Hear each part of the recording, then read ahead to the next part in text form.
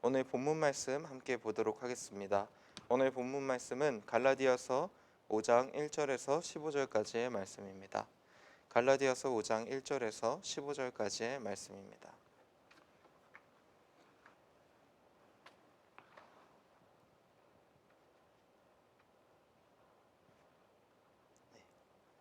제가 읽겠습니다. 그리스도께서 우리를 자유롭게 하려고 자유를 주셨으니 그러므로 굳건하게 서서 다시는 종의 멍에를 매지 말라. 보라, 나 바울은 너희에게 말하노니 너희가 만일 할례를 받으면 그리스도께서 너희에게 아무 유익이 없으리라. 내가 할례를 받는 각 사람에게 다시 증언하노니 그는 율법 전체를 행할 의무를 가진 자라. 율법 안에서 의롭다 함을 얻으려 하는 너희는 그리스도에게서 끊어지고 은혜에서 떨어진 자로다. 우리가 성령으로 믿음을 따라 의의 소망을 기다리노니 그리스도 예수 안에서는 할례나 무할례나 효력이 없으되 사랑으로서는 역사하는 믿음뿐이니라. 너희가 다름질을 잘 하더니 누가 너희를 막아 진리를 순종하지 못하게 하더냐. 그 권면은 너희를 부르신 이에게서 난 것이 아니니라. 적은 누룩이 온 덩이에 퍼지느니라. 나는 너희가 아무 다른 마음을 품지 아니할 줄 주 안에서 확신하노라. 그러나 너희를 요동하게 하는 자는 누구든지 심판을 받으리라. 형제들아, 내가 지금까지 할례를 전한다면 어찌하여 지금까지 박해를 받으리요. 그리하였으면 십자가의 걸림돌이 제거되었으리니 너희를 어지럽게 하는 자들은 스스로 베어버리기를 원하노라. 형제들아, 너희가 자유를 위하여 부르심을 입었으니 그러나 그 자유로 육체의 기회를 삼지 말고 오직 사랑으로 서로 종노릇하라. 온 율법은 내 이웃 사랑하기를 내 자신같이 하라 하신 한 말씀에서 이루어졌나니 만일 서로 물고 먹으면 피차 멸망할까 조심하라. 아멘. 오늘 말씀은 우리가 갈라디아서를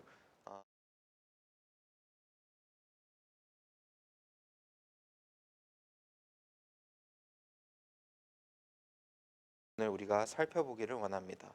갈라디아서의 내용에는 갈라디아 교인들이 율법을 따르고 어떤 도덕적인 행위로 구원을 받는 그런 거짓 선생들에게 가르침을 받아서 바울의 권위가 떨어지고 또한 제대로 된 복음을 받아들이지 못하는 것에 대해서 바울이 그것이 옳지 않다.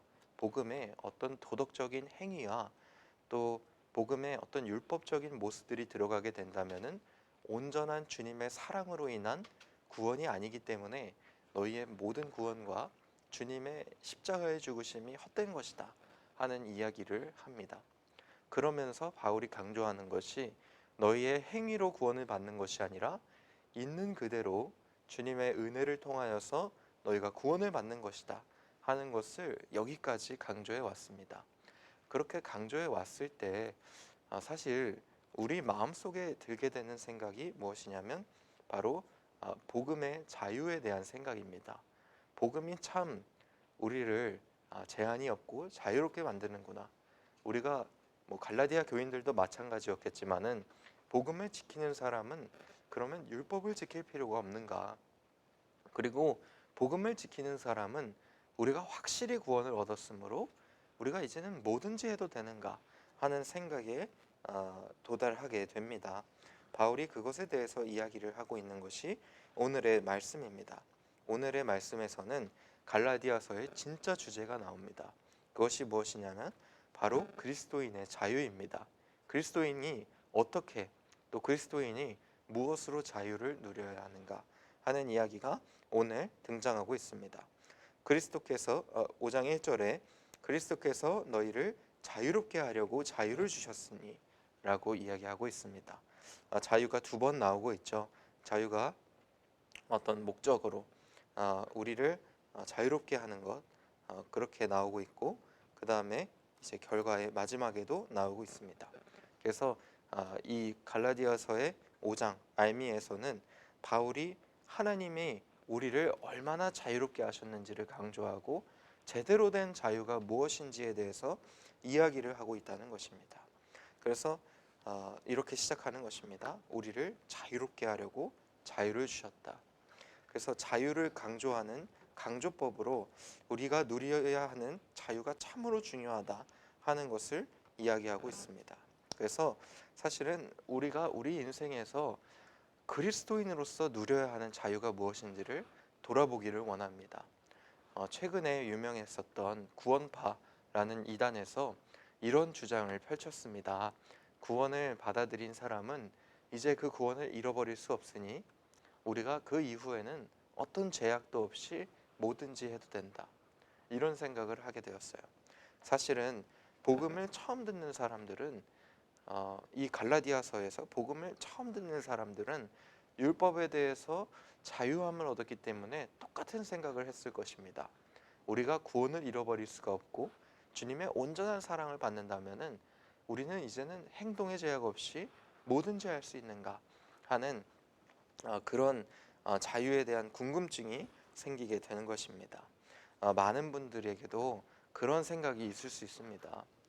구원이 도대체 더 잃어버릴 수 없다 하고 우리를 있는 그대로 사랑하신다고 하는데 그러면 우리가 마음대로 살아도 되는가 하는 그런 마음속에 의문들이 생길 텐데요. 바울이 오늘 말씀을 통해서 우리에게 그런 논리를 전개하고 있습니다. 보니까 2절부터 바울은 할례를 받은 사람들의 잃어버리는 구원에 대해서 이야기를 하고 있습니다. 오늘 말씀 보니까 5장 2절에 보라 나 바울은 너희에게 말하노니 너희가 만일 할례를 받으면 그리스도께서 너희에게 아무 유익이 없으리라. 똑같이 이전과 같이 이야기하고 있죠. 그 다음에 내가 할례를 받는 각 사람에게 다시 증언하노니 이는 율법 전체를 행할 의무를 가진 자라 율법 안에서 의롭다함을 얻으려 하는 너희는 그리스도에게서 끊어지고 은혜에서 떨어진 자로다. 이 2절부터 4절까지의 말씀을 보면 율법을 따르는 사람들, 도덕적인 우리 시대의 말로 하면 어떤 도덕적인 행위를 통하여서 구원을 얻는 사람들은 결국에는 구원을 잃어버린다라고 이야기하는 것처럼 들립니다. 지금까지 말씀을 통하여서 우리의 구원이 잃어버릴 수 없다는 것을 이야기했음에도 불구하고 오늘 말씀에서는 구원을 잃어버릴 수 있는 것인가 하는 그런 의문점을 가지게 되는데 사실 바울이 강조하는 것은 구원을 잃어버릴 수 있다는 것을 강조하는 것이 아니라 율법으로는 구원을 얻을 수 없다는 것을 이야기하는 것입니다. 우리가 도덕적인 행위와 또 율법주의 그리고 어떤 나의 노력으로는 구원을 절대로 얻을 수 없고 무엇으로만 얻을 수 있느냐? 5절에 성령으로 믿음을 따라 의의 소망을 기다린다 했습니다. 우리가 온전히 하나님 안에서 주님을 믿음으로 주님 안에 주님께서 우리에게 주시는 어떤 그 확신에 의해 소망으로 구원을 받게 된다는 것입니다. 그래서 오직 하나님의 사랑으로만 우리가 구원을 받을 수 있기 때문에 자신의 노력이나 또 도덕적인 행위로는 구원을 받을 수 없다. 여기까지 바울이 이야기를 하고 있습니다. 그리고는 6절부터 말하기를 그리스도 예수 안에서는 할례나 무할례나 효력이 없으되 사랑으로서 역사하는 믿음뿐이니라. 그래서 할례나 무할례나라고 이야기하는 것은 할례라는 것은 지금 바울이 주되게 경고하고 있는 율법주의에 대해서 이야기를 하는 것입니다. 그래서 우리의 도덕적인 행위나 노력으로 구원을 받을 수 없는 것처럼 무할례라는 것은 아까 말씀드렸듯이 구원을 받았다고 해서 자유롭게 살 수 있는가? 이교도들의 어떤 비도덕적인 행위, 구원을 받았음에도 내 마음대로 사는 행위, 그 행위나 모두 하나님 앞에서는 전혀 효력이 없다는 것입니다. 할례나 무할례가 중요한 것이 아니고 그것이 왜 중요하지 않냐면은 우리의 노력이 사실은 우리의 노력이 하나님과의 관계에 영향을 미치는 것이 아니기 때문입니다. 여러분들은 사실 살면서 나의 행동이 주님께서 나를 향한 사랑에 영향을 끼친다고 생각할 때가 참 많아요.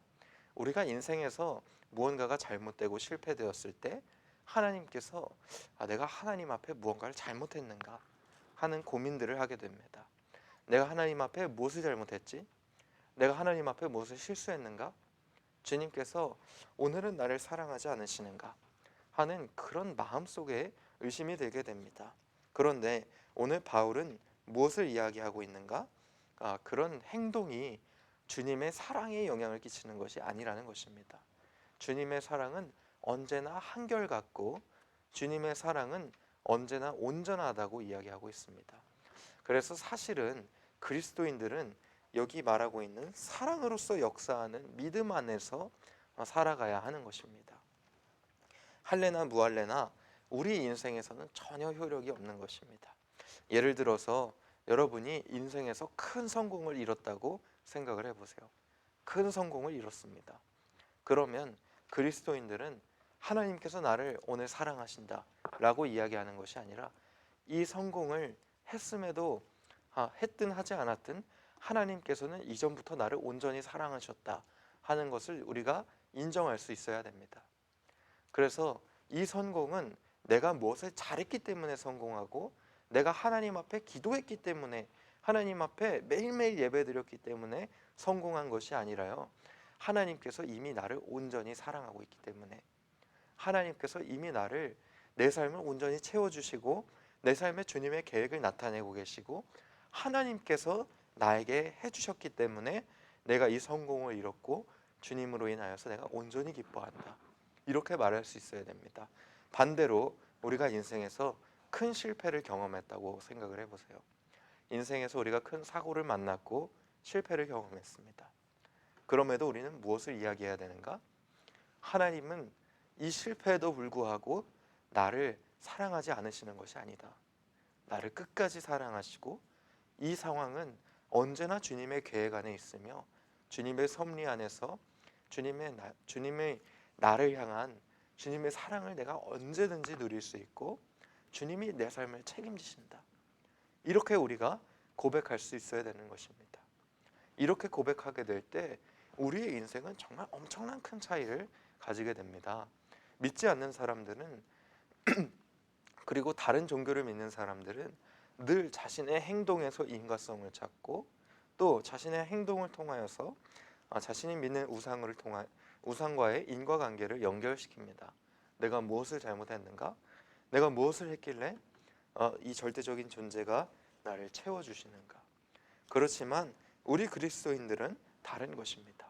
왜냐하면 그리스도인에게는 하나님의 온전한 사랑이 있기 때문입니다. 주님의 온전한 사랑 안에서 우리가 살아갈 때에 그 안에서 우리가 참된 자유를 누릴 수 있는 것입니다. 그 자유는 무엇이냐면 자신의 자존감에 대한 자유입니다.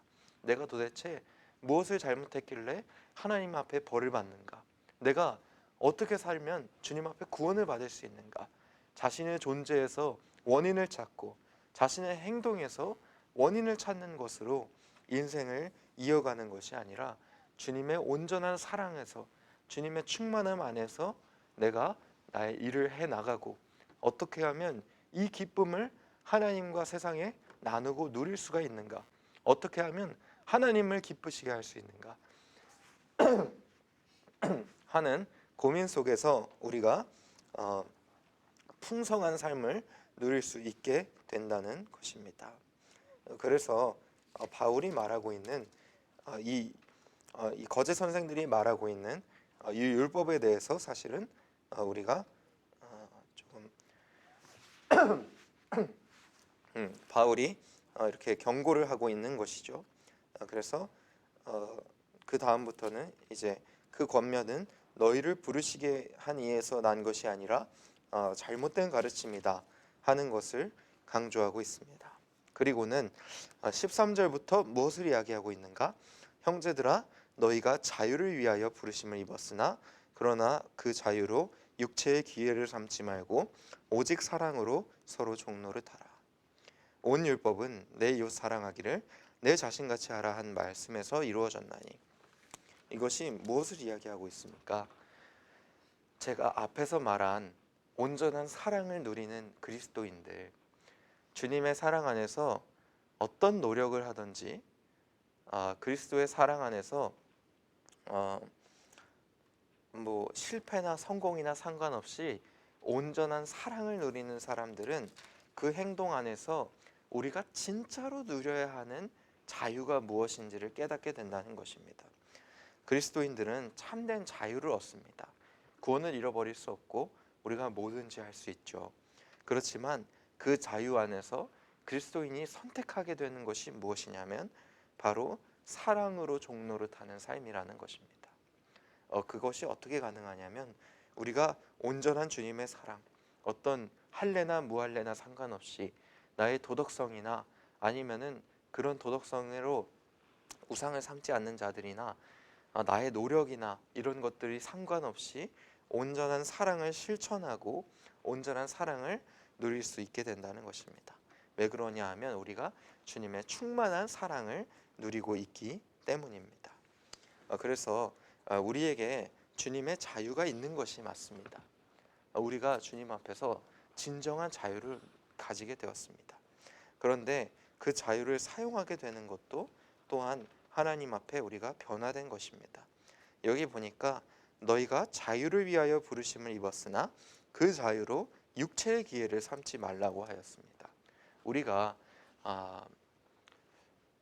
이 그리스도인이 됐다는 것으로 우리가 온전한 사랑을 하나님 앞에 누리게 될 때 사실 우리가 무엇을 생각해야 되냐면은 온전한 사랑을 누리는 것이 사실 우리가 어떤 자유를 누리는 것보다 첫 번째가 돼야 된다는 것을 여러분 기억하셔야 됩니다. 오늘 말씀 보니까 우리가 자유를 얻었죠. 예를 들어서 우리가 거짓말을 하는 이유에 대해서 생각을 해봅시다. 우리는 왜 거짓말을 할까요? 거짓말은 사실은 우리가 자주 하는 것이고 거짓말을 안 할 수는 솔직히 없을 것 같아요. 그런데 우리가 거짓말을 하는 이유에 대해서 사실 우리를 돌아보게 된다면은 자신이 무언가를 얻기 위해서 거짓말을 할 때가 많습니다. 내가 얻어야 되는 나의 명예, 그리고 나의 처지, 그런 것들이 곤란해지지 않게 우리가 거짓말을 해 나가잖아요. 근데 그런 거짓말을 해서 우리가 어떻게 자유해질 수 있는가? 나의 행동으로 인하여서 나의 존재의 자존감과 나의 정체성이 세워지는 것이 아니라는 것을 하나님 앞에 인정하면 되는 것입니다. 더 이상 내 행동으로 내 정체성과 나의 존재감이 세워지는 것이 아니라 온전한 주님의 사랑을 통하여서 내가 세워졌고 이미 나는 주님의 풍만한 풍성한 사랑을 받고 있다라고 말하고 인정하고 있다면은 우리는 사실은 주님 안에서 참된 자유를 누리면서 남들에게 사랑을 실천할 수 있는 것입니다. 우리가 그리스도인으로서 구원을 받으면은 사실 많은 사람들이 생각하게 되는 것이 우리가 하나님 앞에서 양심의 자유를 얻었다고 말해요. 양심의 자유라는 것은 무엇이냐면 죄책감에서 자유해지는 것입니다. 여러분들이 하나님 앞에 구원을 받았다면 더 이상 나는 내가 무엇을 했든지 주님 앞에 구원을 받고 내가 무엇을 했든지 주님 앞에 용서를 받고 사랑을 받는다. 여기서 우리가 누리는 자유가 끝이 나게 돼요. 그런데 오늘 바울이 말하고 있는 자유는 무엇이냐면 바로 동기의 자유입니다. 내가 왜 남들에게 사랑을 실천하는가? 내가 왜 이렇게 살아야 되는가? 내가 왜 이런 선택을 하는가? 이런 동기에서 자신이 무언가를 얻어내려고 하는 이기적인 선택에서 우리가 자유해지게 된다는 것입니다. 이제는 내가 얻을 수 있는 것, 내가 얻어야 하는 것은 우리가 구원을 통하여서 주님 안에서 풍성한 사랑으로 충만하게 채용을 받고 우리가 이제는 무엇 때문에 행동을 선택하고 무엇 때문에 행동하고 무엇을 동기로 삼는가? 바로 주님의 사랑을 동기로 삼아서 아무 이유 없이 사랑하고 아무 이유 없이 사람들을 보듬어주고 아무 이유 없이 남들에게 주님의 사랑을 실천할 수 있게 된다는 것입니다. 그래서 제가 사실은 저번 주에 우리 군종병이랑 이야기를 하다가 우리 군종병이 제가 누구한테 기프티콘을 보내줬더니 이런 이야기를 하더라고요. 뭐 그런 가치가 없는 사람입니다, 목사님. 다른 종파의 또 우리 법사님에게 제가 치킨을 한 번 보내준 적이 있었습니다. 그랬더니 우리 군종병이 목사님 왜 그러십니까? 그렇게 하면 무슨 의미가 있습니까? 이렇게 이야기를 하더라고요. 여러분, 근데 사실은 군종병뿐만이 아니라 저도 그렇고 많은 사람들이 우리가 그리스도인으로서 살면서도 늘 이유를 물어봐요. 도대체 왜 이렇게 사랑해야 되냐? 도대체 우리가 왜 그렇게 실천해야 되는가? 아무 의미도 없고 터무니없는 것이다. 그런데 우리가 왜 그런 질문을 합니까? 그런 질문에서 비롯되는 것이 무엇이냐면, 우리가 주님의 온전한 사랑을 받고 주님의 풍성한 사랑으로부터 우리의 원동력을 얻어내지 못하고 있기 때문일 수 있어요. 자신을 돌아보시기 바랍니다. 우리가 왜 사랑해야 됩니까? 아무 이유 없이 사랑한 주님의 사랑을 받고 있기 때문입니다. 우리가 왜 터무니없이 사랑받지 못할 자들을 용서하고 사랑받지 못할 자들을 아껴주고 그들을 챙겨줍니까? 주님께서 우리가 사랑받지 못할 자격이 있을 때 우리를 사랑해 주셨기 때문입니다.